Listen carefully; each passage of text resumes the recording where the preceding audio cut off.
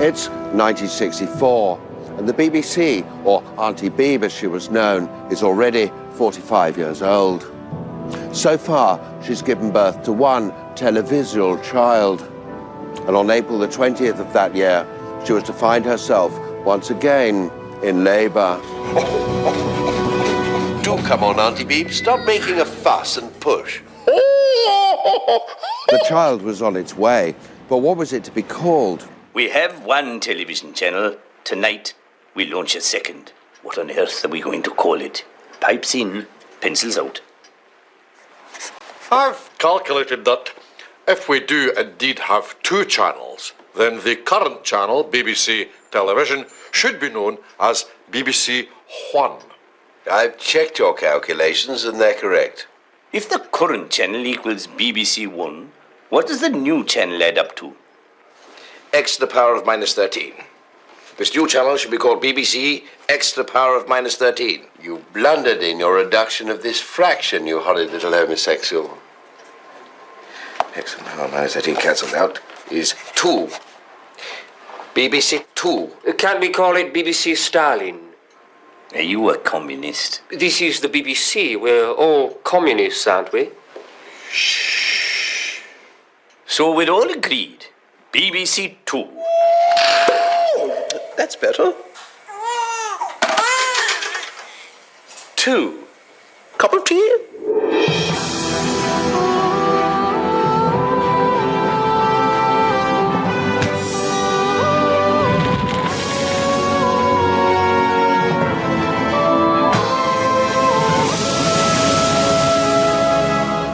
The new channel has a name. All it needs now is someone to run it. A king or queen, a czar, a Führer, a fat controller.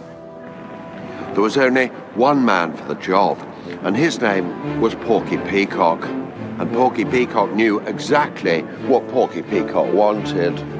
Long documentaries about the First World War that went on for weeks and weeks and weeks and weeks and weeks. By the winter of 1914, the war on the Western Front had reached stalemate. From Switzerland to the sea, British and German forces faced each other in a deadly battle of attrition that was to last for the next 4 years, except for one day. December the 25th, 1914, Christmas Day. And right opposite us is a rubbly old nunk. And Jerry dug in fast. Come during a Christmas Day, Uppy pops a bowl of brass. He's standing there, right on top of the rubbly old nunk, knowing proper flabbergasted. So we are stuck in the trenches with all the mud and fizz bangs going off left, right and centre. It was jolly wet and noisy. We hear Jerry singing this Christmas carol, so we do now. And it's a good Protestant carol, so it is now. These Jerrys are Hanoverians, so they are now. They're the people of King Billy, so they are now. So we join in now, so we join in, so we do now, so we do. And suddenly these shapes came over the top, and they were short and brutish and are wearing skirts. We recognize them as Highlanders. We're standing there in no man's land, and I've shown a picture to Fritz of our Martha, and his eyes have fairly popped out of his head, because she's big as a bus, our Martha. She's a whacking great whale of a woman. We are chatting away to these German scallywags, and one of them is touching me on the face and hands. I don't think he'd ever seen a dusky fellow before. We were so starved of the fair sex, and because these Highlanders wore skirts, I observed some of my men acquiring the trouser tents. This I wish to discourage, so I improvised a game of football. Out of nowhere comes a football. We started playing football, so we started playing football, so we did now, so we did. They got to play the football game, right beside a rubbly old nunk.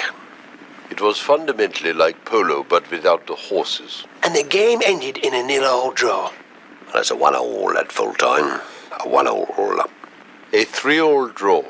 5 goals apiece. It ended 4-4, and thus it went to penalties. And the Germans won on penalties. The Germans won on penalties. Fritz won on penalties. And the Germans won on penalties. And we Germans won on penalties. The Germans won on penalties. Groundbreaking documentaries there might be, but Peacock also wanted his channel that was new to have news. And not just news, but news at night. Night news. Is the government right about everything? Good evening. I'm Gerald Manley Paxman. Is the government right about everything? I'm joined by the government minister. Good evening, government minister. Good evening, Gerald Manley. Is the government right about everything? Yes. Are you sure? Are you doubting me? Not for a moment, and I do apologize if I appear to be. Please continue to speak for as long as you like without any interruption whatsoever. The government is right about everything because it is a good government, composed of extremely intelligent, high-minded, and deeply moral ministers. Thank you, Minister. You're the most interesting man I've ever met. Time to look at tomorrow's papers. The Times leads with the government's right about everything. The Telegraph goes for the government is right about everything. And this rag leads with some complete poppycock.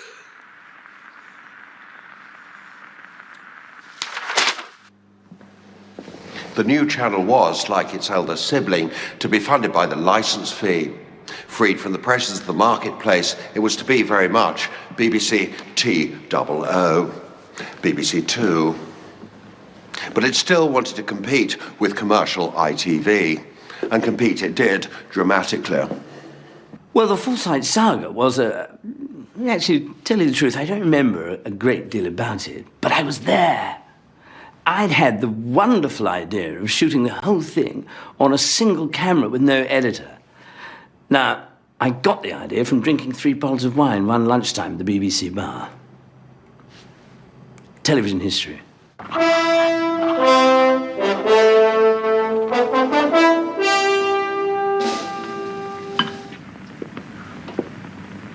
Father.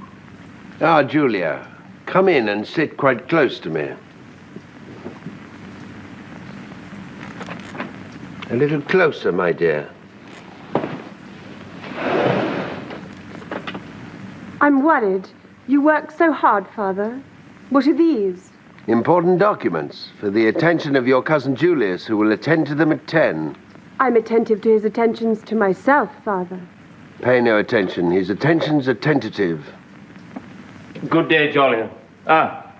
Cousin Julia. Cousin Julius, you are well? Indeed. Do you like my mop top? I do. I trust I am the only man in the 1890s with such a hairdo. Won't you sit down? No, thank you. I won't be in shot. Cousin, I've tendered these documents for your attention. I beg your pardon, Cousin Jolyon. Could you repeat that? Attend to these documents that I've tendered.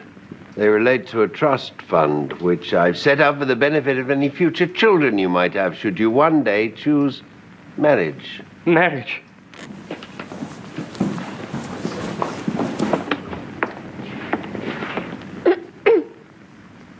May I come in? Why, of course. Oh, worried I am. Very, very worried about everything.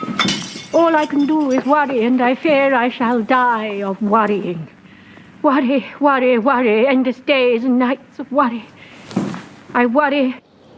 All work and no play makes Jack a dull boy. Peacock wanted laughter on his channel, and not just laughter, but laughter from somewhere that hitherto no one at the BBC had ever dreamt there was laughter.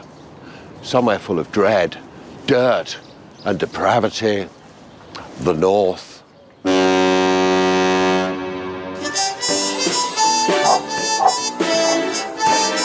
Hey, Terry, what you done to me bike? I've bumped into a bus and busted, Bob. I'm very sorry. You'll get your money. Oh, blooming Nora. Not supposed to be meeting Thelma at Pictures in half hour. You gonna hold a hand? I've only known her 8 months. I reckon she'd love it. Hey, Terry, wash your mouth out with carbolic, why don't you? Hey. It was a wonderful show, absolutely super. It was one of those shows that was wonderful and super at the same time. Absolutely wonderful and totally super. Wonderful and super perhaps, but Southerners couldn't understand the Northern accents. And as for Northerners, well, this was 1964. They'd only just learnt how to use a lavatory.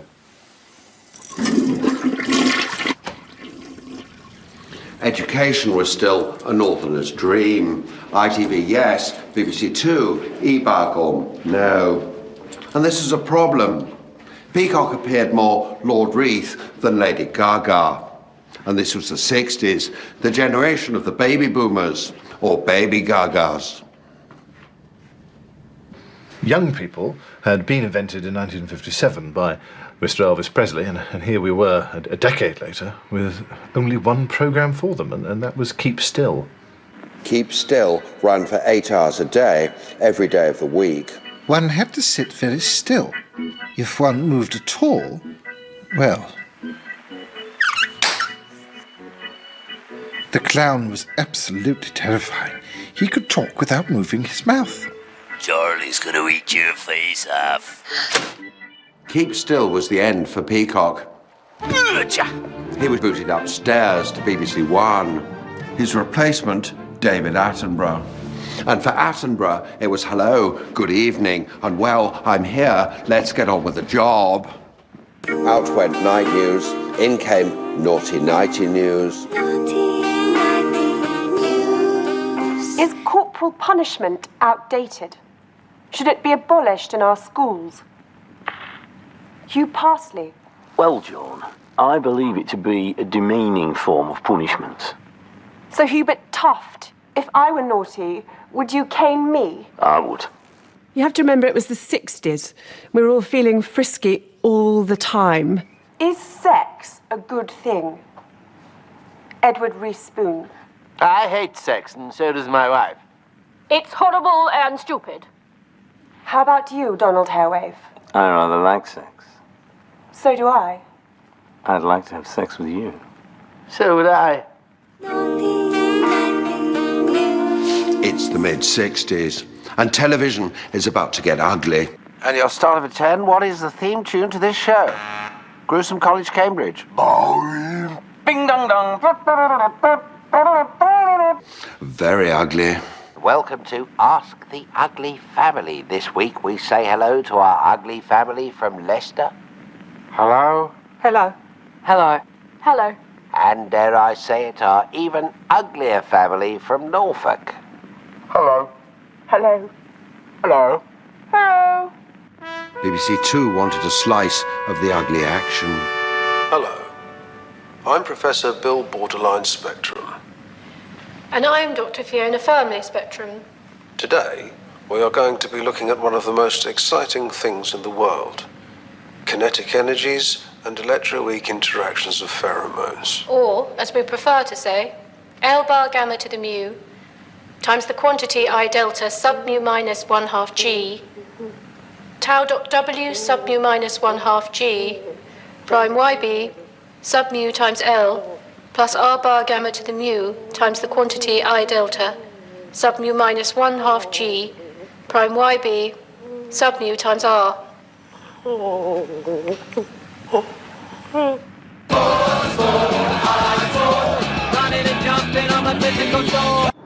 Sport. I like sport. Running and jumping, I'm a physical sort. But Attenborough wasn't. He liked sport. He liked sport.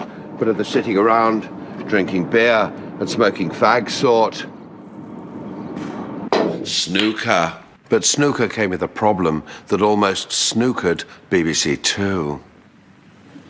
And in goes the darkish grey ball, nicely into the centre pocket. So here's the choice. The lightish grey ball into the bottom corner, or the darker light grey ball into the centre. Darker light grey ball into centre, narrowly missing the lighter darker light grey ball. For Attenborough, it couldn't carry on. On July the 1st, 1967, BBC Two got colourful. And so did snooker. Ray Spencer reacts by rubbing his upper lip. What a colourful character. What a tremendous personality. Now he's chuckled. Here comes the hurricane. Will it be the yellow or the brown? He's gone for them both. Oops. What's he going to do with the white? Up it goes. What a super hit. What a great sequence of shots.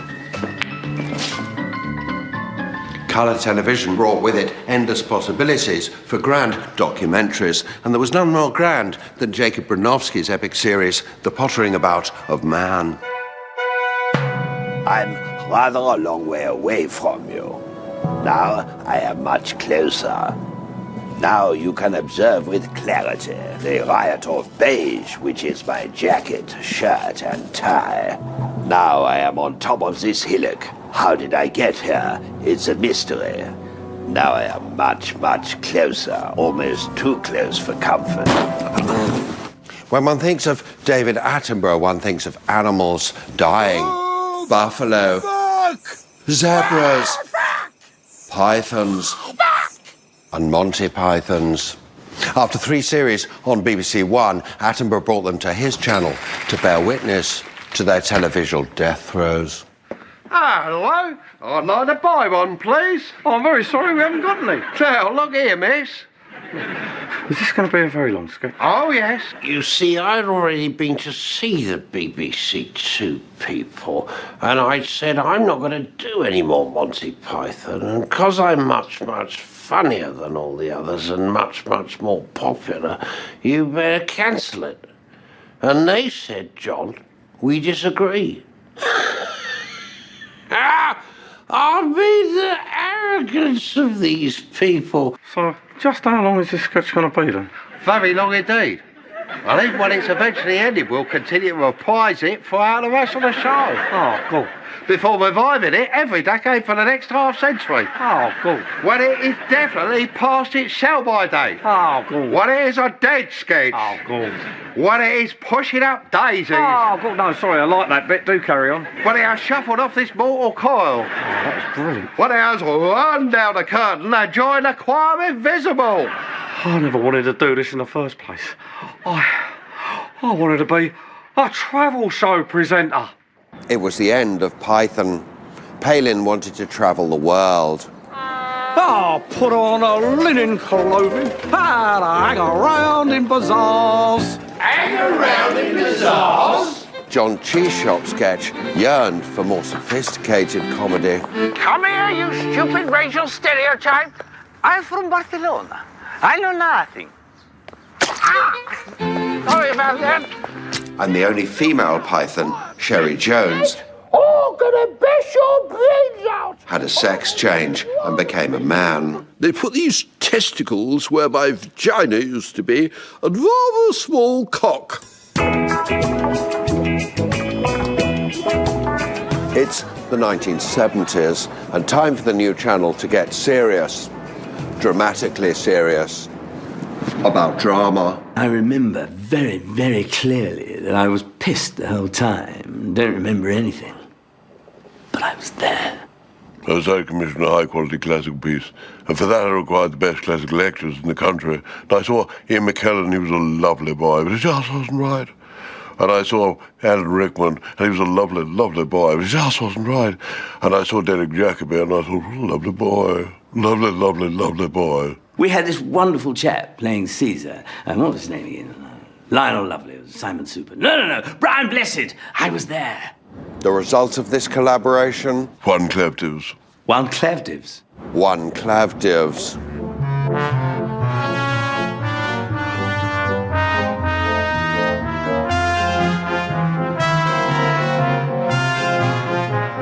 Rome was fast falling into parlousness. All men were acting their sandals off, yet still they introduced all manner of actory business. I do like your eye makeup, my dear Empress Mark Boliner. It is predicted by the high priests of Jupiter that one day all girls shall have makeup like this in the 1970s, on top of the pups. It suits you merrily, merrily. Father, I come to warn you of my brother, BAFTA's nomination. Now, I will not hear of it. BAFTA's nomination is a fine boy, trained by Rardus in all things flourishing. My brother schemes behind your back. He will poison you and put me to the slaughter and claim Rome as his own. Oh, calm down, Actus Tremendus. He is in league with my sister. What a scorcher. Do not hate What a Scorcher. She is indeed your sister. Go to her bed and make love to her. That I shall. And presently shall I tear our unborn fetus from her womb and eat it in bloody fashion. Oh, he's a very odd boy. There is a delegation from Palestine to see you, Caesar, from a new religion called the Christians. Show them in.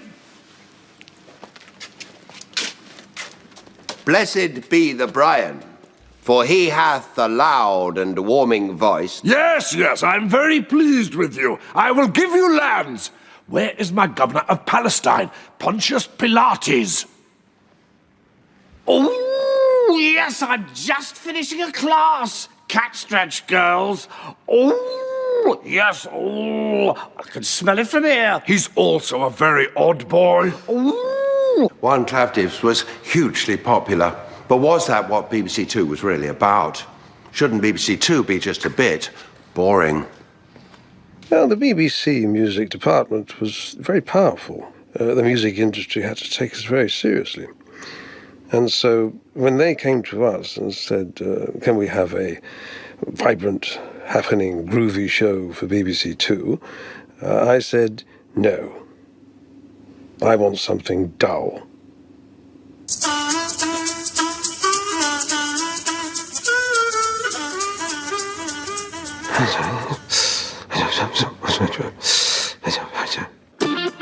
My highlight was when the lead guitarist of the prog rock group Eon died on stage of boredom.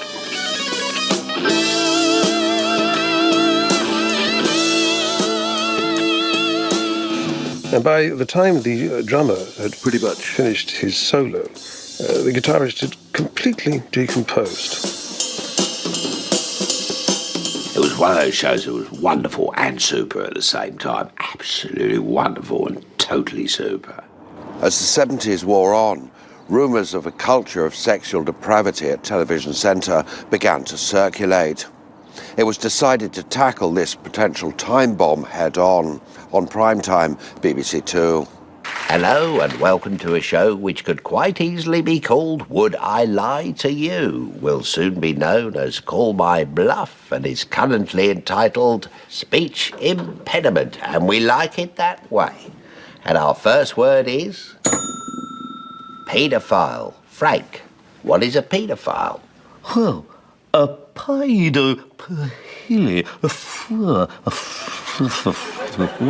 Frank thinks it's a type of chocolate bar made of nuts and fruit. Is he right, Patrick? Oh.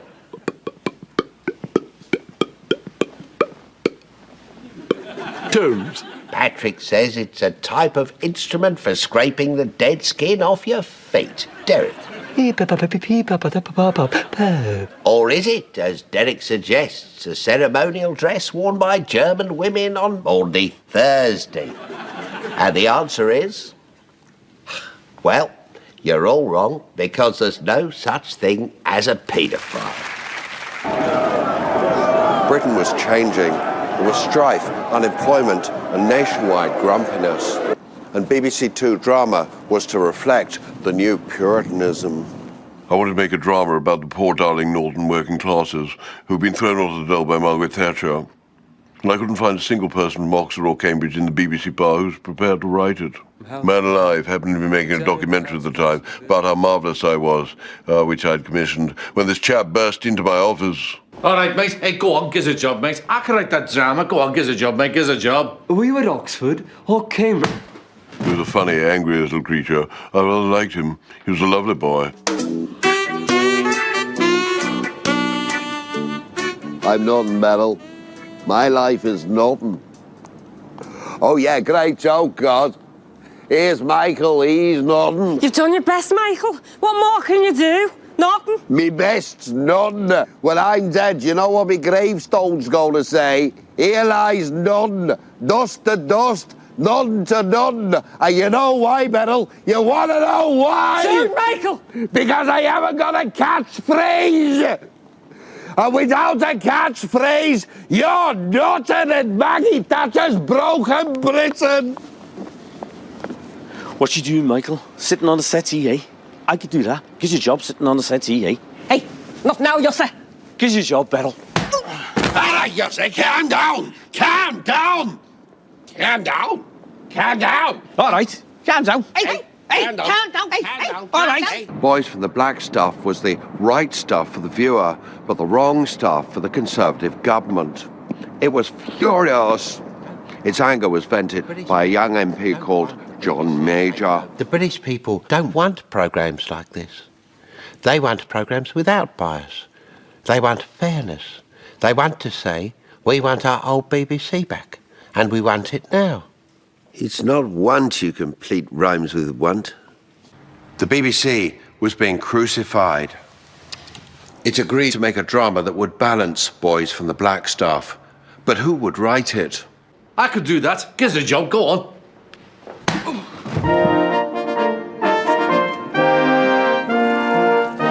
Hey, all right, Michael. All right, Yosse, what are you doing on that thing? I got on my bike and started looking for work like Norman Tebbit told us to. He's a top man, that Tebbit. Tories, Tories, Tories! 5 more years! Hey, have you seen Sid? I have. He told me the good old Tories and Maggie Thatcher are privatising British gas. I fucking love the Tories. I've gone and got myself some shares. Giz a hob. Come on, giz a hob, eh? All right, calm Hey, down. come on, giz a hob, eh?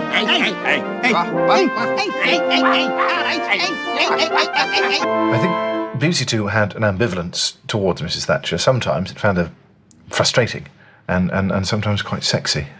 And I said to Tonight on 40 Minutes, Margaret Thatcher, is she sexy? Yours, good morning, John. Goose fat. And he said, I know, madam. Margaret was never the easiest person to get on with in Cabinet, but there was something about her. We remember Geoffrey coming to see us one day with a policy that we didn't much care for. And I said, please, Margaret. And we said, no, Geoffrey, no. She was a very sexy woman. I remember going to her. And we remember Nigel came to see us, and he said, you must, Prime Minister, I insist. I was very insistent. And we said, no, Nigel, no. I said, Margaret, please. And we said, no, Geoffrey, no. I said, Margaret, please listen. And we said, no, Nigel, we will not listen. I said, Margaret, I'm pleading with you on bended knee, you mad, power-crazed bint. And we said, no, Geoffrey, no. I said, Margaret, just listen for 1 minute, you completely deranged old boot. I said, Margaret. We said, no, Nigel, no. Bad dog, Nigel. No, no, no. You bad dog. And I found myself on all fours in front of her, and she literally trampled me underfoot. And we remember very clearly that Nigel was very cross. It was really quite erotic. But life under the Tories wasn't all doom and gloom. There was also fun to be had. You ask him what he's doing. Give it set. I'd like to buy a dead parrot, please. I don't want to be a shopkeeper. I want to be a travel host. Comedy is an incredibly serious business. Anyone who tells you otherwise simply isn't taking it seriously enough. Rowan Atkinson's probably the most serious person who's ever been born, ergo he's the funniest. Lump. I think it's fair to say that every single word that Rowan says is funny. Hooligan. Nubble. Waste paper basket. I put Rowan together with the cleverest man in the world, Stephen Fry. Stephen, of course, invented adult humour. Thumb chums and willy biscuits. Ladies' wee-wees and poo-poos. Gentlemen's diarrhea. So, we did a pilot of Blackadder for BBC Two. It was just dynamite. Button up your body hole, Blackadder. Here comes the new king. Top living laws, Blackadder! Congratulations on being crowned King Edward VIII. King Edward VIII. This is my new totty, Mrs. Simpson. She's a blooming Yank. I'm gonna be Queen of England. Untrouseringly good news, eh, Blackadder?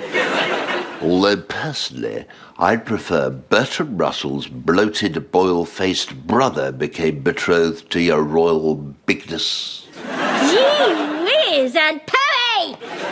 Have you met my new Prime Minister, Sir Stanley Baldrick? Hello, Blackadder. Bloody hell. Botty-boiled bastard! Ah, General Disaster. What news, General Disaster? Bad news, I'm afraid, Lord Melchett. One, I've cut my finger. You bloody disaster!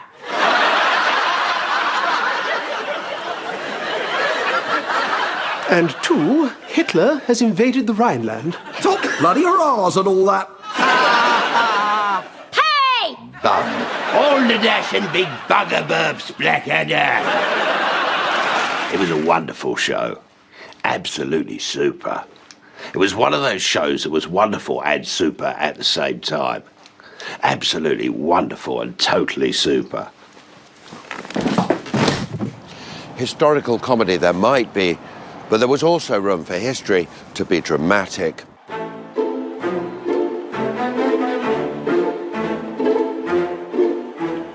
It's snowing again. It's always snowing in Moscow at this time of year. I can see Comrade Milinkova down by the statue of me. She's a widow, Comrade Milinkova. Her husband died of natural causes, which is not at all natural in Moscow at the moment, if you get me drift. I can't seem to stop having people bumped off. I call it me urge to purge. Here comes trouble. Comrade Jim Broad-Bentovich. Hello, Stalin. How are you? Very well, thank you. Yep. How's the 5-year plan going? I'm afraid it's failed, so I suppose that's curtains for me. Well, you can have these ones if you like. Very kind of you. I thought I might go for chintz. It's nice and cheery. What do you think? They're brightening the place up a bit, weren't they, Stalin? I'm having him shot later. It's a shame, really. He's a nice man. Now history began to happen before our very eyes. The Cold War ended. The wall came down, and for BBC Two, trouble was brewing in not 1, 2, 3, but 4 form. The new channel was young, anti-establishment, and it wanted to shaft BBC Two up the arse. It was time to change or be buggered. And change came in the form of a new controller, and his name was Yentob.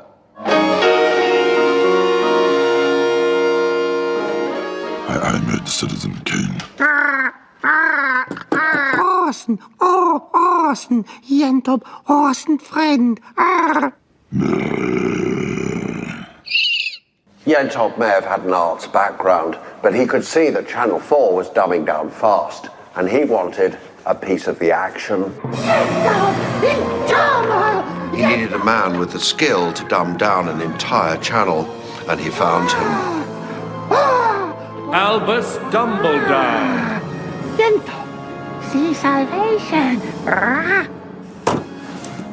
These red leather seats are really quite cosseting. Be vulgar, Jeremy.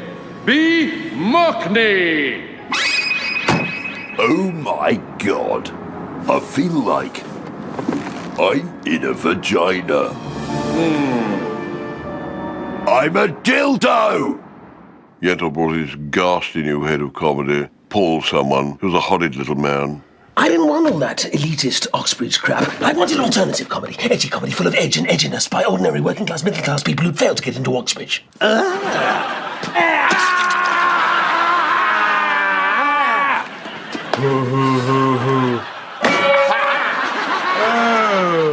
shut up, Neil.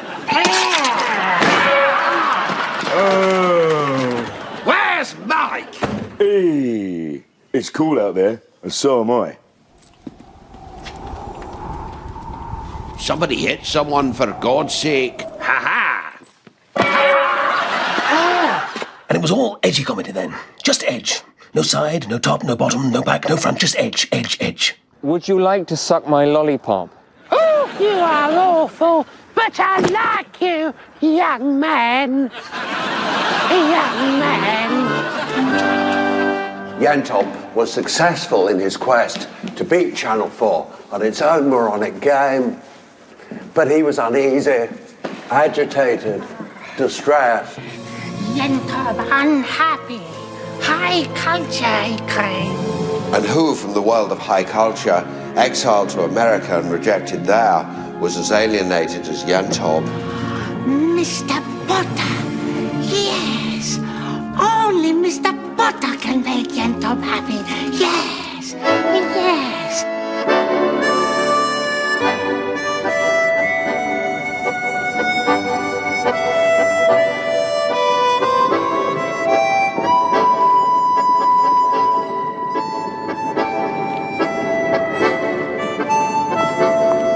He's the one. Yes, him. I choose him.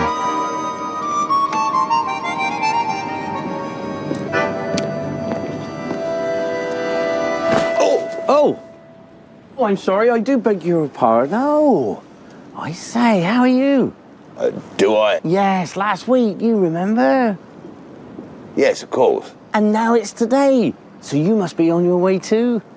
The rehearsals. Yes, for the play, isn't it? The television play. Yes, the one that I wrote. I'll come with you. Come along. Are we still rehearsing in the... The hospital? Yes. Yes. Stop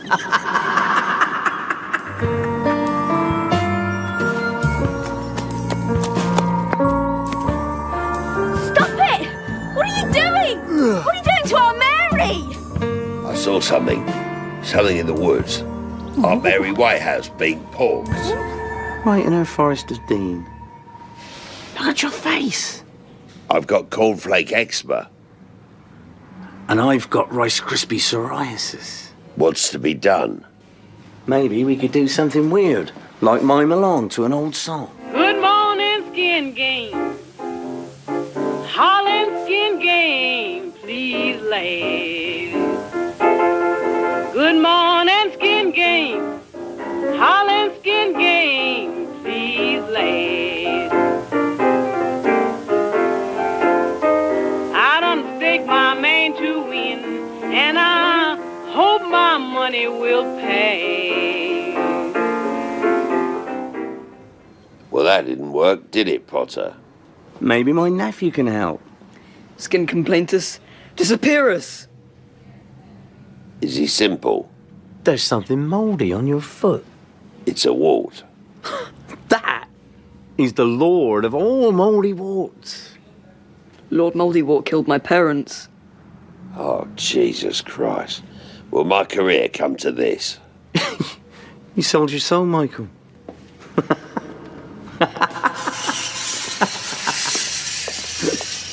Right, Mr. Sing-Song. It's time for me to grease up your winky. Oh, God. I had absolutely no idea what was going on at the time, but it was bloody marvellous. Yentop had done all he could for the channel. It was time for him to move on. The new controller was his disciple, Michael Jackson.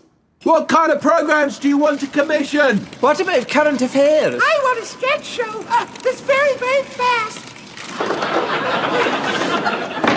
This week, I have been mostly in Harry Potter.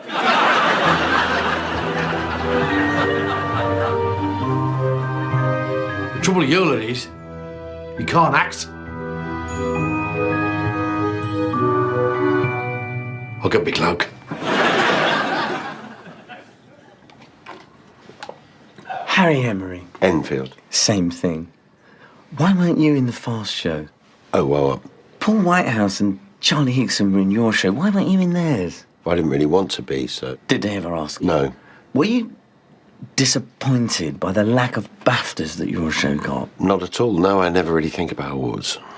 And the Fast Show got how many? I've no idea. 4. 4? And your show got... None. Does that bother you? Fast Show 4, your show Harry Enfield and Chums. You changed the name, Harry Enfield's television programme. Still no awards. Honestly, not a problem. No bitterness. None whatsoever. I'm extremely proud of my show. BAFTA wasn't. Great to speak to you. There were storm clouds brewing. A new man had taken charge of the whole BBC, and his name was Bert. Bert John. I mean, Bert John wasn't really a BBC man at all. I mean, he gathered us together and gave some funny little speech about something called value for money. I didn't really understand a word, but I was there. It seemed to mean getting rid of the subsidy in the BBC bar, and I was very much there. But it's very difficult, to come up with wonderful ideas that the nation will take completely to their hearts unless one's somewhat sozzled. No, Bert John was a total cunt. He brought in a woman to run BBC Two. That woman was Jane Brute, and she wanted women. I wanted Robert Robinson to front the new quiz show, but the woman in charge wanted a woman. So we used Robert's daughter. Welcome to Is Your Child an Idiot? Tonight, who is our idiot? Is it you, Susan? Or is it Andrew? Or perhaps it's Simon? Or quite possibly Sally? What is the Latin name of the rice-field rat? Ratus argentventa. What was the name of the general who led the Anzac troops in the First World War? William Birchwood. RMS Lusitania, torpedoed and sunk by the Germans in 1915, was designed by who? Leonard Petrik Bang. Who was the Secretary General of the Hungarian Communist Government from 1949 to 1956? Enver Hoxha.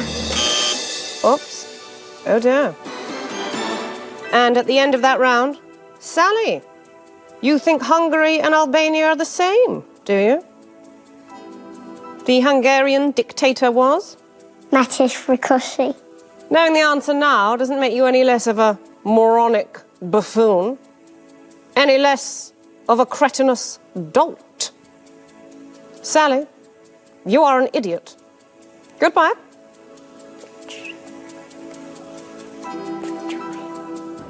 A new decade dawned with comedy, with Dawn.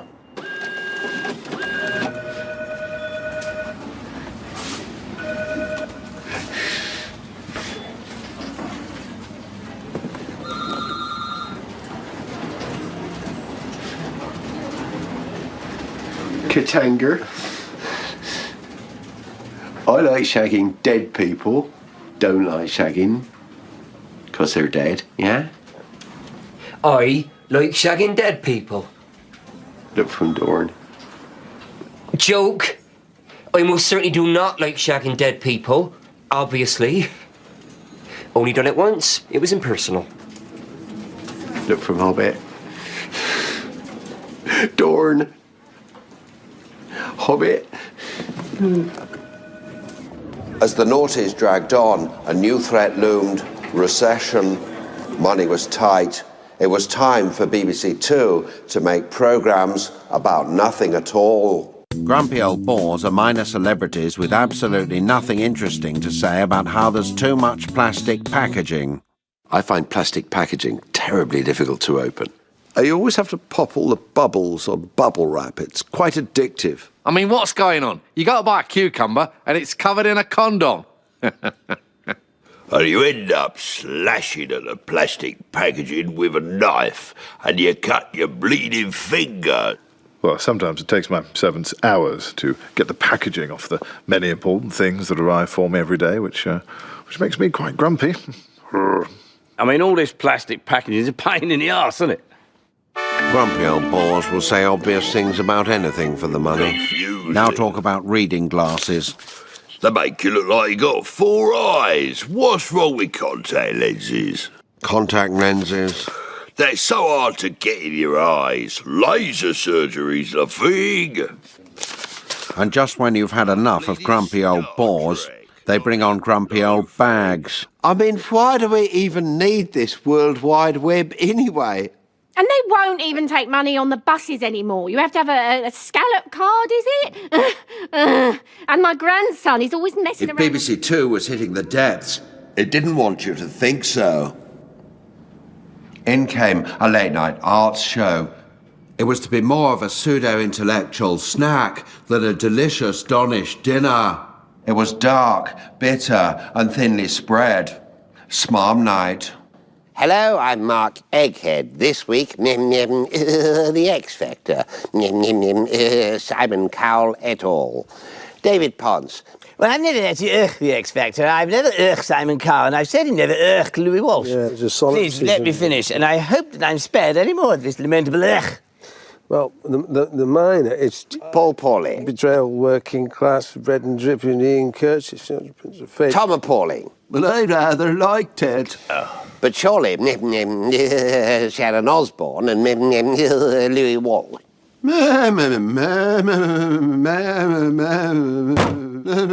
BBC Two was fast running out of viewers and money. To solve this problem would take all the brainiest brains of the BBC's brightest brains. This channel needs stars. Stars cost money. We need stars that don't cost money. Pipes in, pencils out. I have the solution. Ordinary people. Psst. Are you still a communist? No. Nor am I. I still am. That's because you're a horrid little homosexual. Gentlemen, I have calculated that a famous person plus money equals a star. I've checked your calculation, it's correct. I have also calculated that a star is greater than an ordinary person. If you take away money, you have to cancel out the star.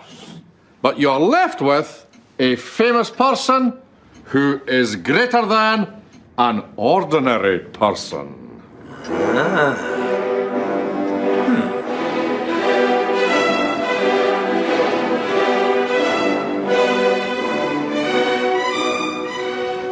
I'm better than you. Yes, Lord Sugar. And I'm better than you. Yes, Lord Sugar. Look at my watch. Have you got a watch as nice as this one? I don't think so. I'm better than you. Yes, Lord Sugar. You haven't even got a watch. I'm better than you. Yes, Lord Sugar. I earn more money every year than you'll earn in your lives. Because I'm better than you, Yes, Lord Sugar. and I'm better than you. In due respect, Lord Sugar, I feel in my gut of guts that I could be nearly as good as you, but she's holding me back. Oh, do you now? Well, let me tell you, sonny Jim boy with a lot of glue in your hair, you'll never be as good as me, because I'm better than you. Yes, Lord Sugar. And I'm better than you. Oh, yes, Lord Sugar. Now get out. Thank you very much, Lord Sugar.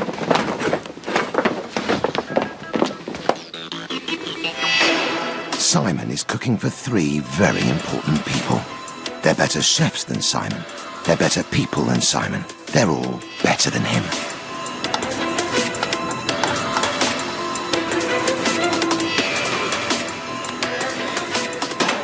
You've got 5 minutes, Simon, and the clock's ticking. Which means you've only got 2 minutes. Time's money to them, Simon, and you've got just 4 minutes or 75 pence. Don't keep them waiting. They're better than you. You got 90 seconds left, Simon, and that's less than 10 minutes. This is no time to panic, mate, but hurry up! Simon's got to give this meal 100%, and if he doesn't, phew! And I'm in a different room to you. What do you think his chances are? Exactly! And I'm yellower than you.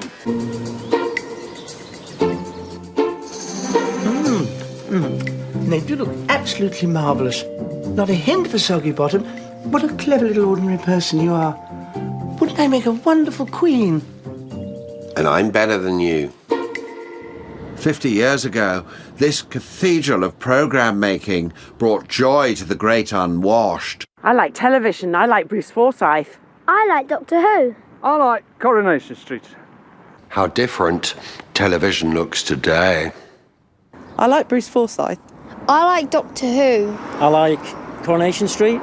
BBC Two's contribution has been immeasurable. I think the best show was entirely my idea, made up entirely of live bands presented by Jules Holland, and I cannot understand why it didn't work.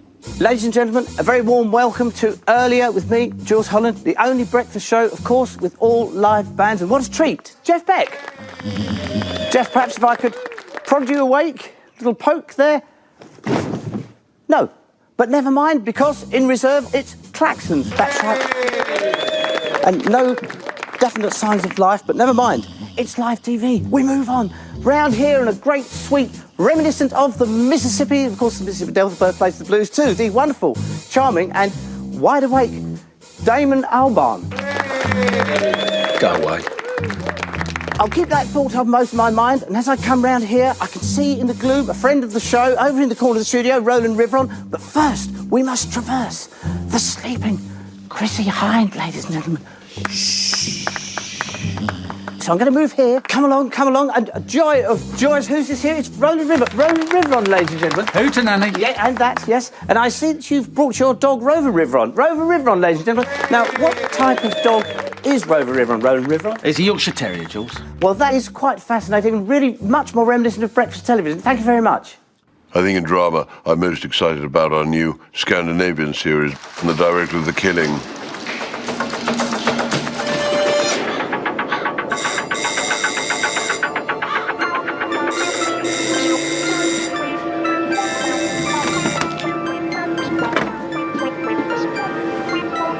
I'm som en pingo, men så är som...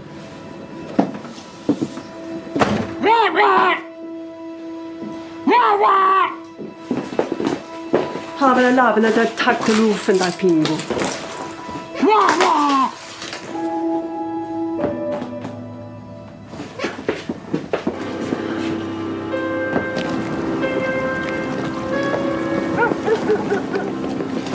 Tack det havens pingo. Ja, men sen är salen sånt om en annan är pingo, Bella bäten bara hasen bedärpet tack. Men det sa att om sånt känner är sån en till silen fukt upp nu.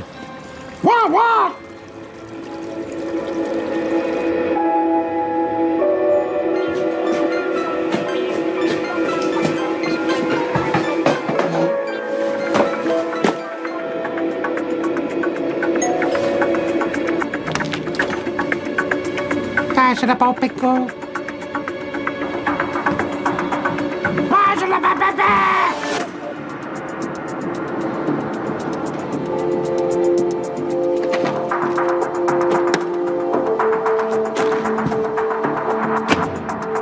Hi, Pingu.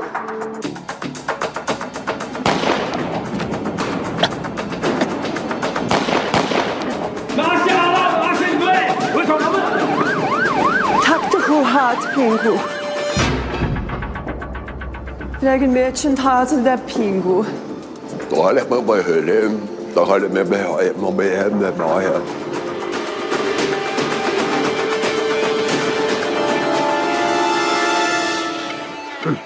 I think in comedy, the cheapest show, I mean the best show, has to be Panel Show. Hello and welcome to Panel Show. This week I'm going to be sacked for shagging about. And replaced by me. Ian, for whom did everything go wrong this week? The government? Is it Boris Johnson, tousle-haired shagger? Boyish Koiluk. I love Poundland and potatoes and I have periods. Rude word. I think what actually happened was the government... Is it a dolphin in a bathtub? Wasn't it total cock-up, the government? And the interesting thing about the government is it has 428 on each tentacle, which allows it to eat its own regurgitated sick. Alan, look like an overripe strawberry. What did Ed Miliband this week? Ed Miliband, total cock-up. I think what actually happened was Ed Miliband bad misjudgment, which was amusing. Is it a dolphin in a bathtub? Russell, oh my God, the Daily Mail. Oh my God, the Daily Mail. Oh my God, the Daily Mail. Oh, God, yeah, the Daily Mail. Oh my God, the Daily Mail! Daily Mail, Boris Johnson, a couple of slappers. Boyish Koinuk. I think what actually happened was the Daily Mail, Boris Johnson. Is it a dolphin in a bathtub? Oh my God, the Daily Mail, total Nazis. And the interesting thing about the Nazis is they actually won the Second World War, but it was changed in the film. Alan Strawberry. The interesting thing about Nazis, there's no T in it. It should actually be pronounced Nazi. Diddy Andy Hamilton, please sneer at Anne Widdecombe. Anne Widdecombe. Anne Widdecombe! And the truth about Anne Widdecombe... Is Anne Widdecombe a dolphin in a bathtub? And the interesting thing about Anne Widdecombe is it's pronounced Anne Waddicombe in parts of Scotland and Anne Wickham in parts of Wickham. And I spend my evenings cuddling me cushion, which is more fun than me boyfriend, and it hides me cake shelf. Oh my God, the Daily Mail! Can we bully some old people now? Number 1's an ugly ginge. Number 2's ugly and stupid. Number 3's ugly, stupid and mental. Number 4's an ugly, stupid, mental wanker. And number 5's an ugly, stupid, mental wanker paedophile. Number 5's definitely a pedo. A wonky-eyed wanker pedo. I'm going to throw a brick at him. Look, I've cut his head open. It's number 5, the ugly, stupid, mental, wonky-eyed wanker paedophile. Disapproving look. Stop starting and start stopping. Oh my God, the Daily Mail! Good night. If BBC Two's past has been worth celebrating, what about the present? Of course, what I'm really excited about is a brand new 26-part documentary we've just made to celebrate the centenary of the First World War. December the 25th, 1914, Christmas Day. I'm Bob German, and right on top of the family old dunk. And we are chatting about all this German scallywags. Eller improvised a game over football. The game ended in a 0-0 draw. And the Germans won on penalties. The Germans won on penalties, so they won on penalties. And the Germans won on penalties. We Germans won on penalties. The Germans won on penalties.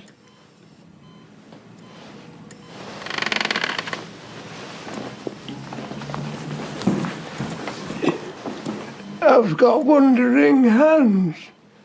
And in 50 years' time, with so many new channels, so many different new forms of media, will there be BBC Two?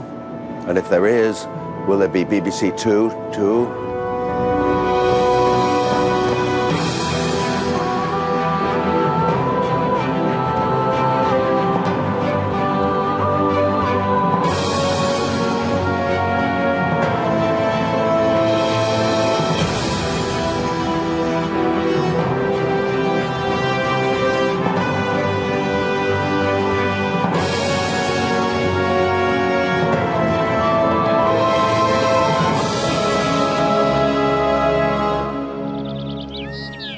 Johnny and I married a decade or so after he directed me in the show, and we still like to keep the spark alive for up to 8 hours a day. Charlie's going to eat your face off. Ooh.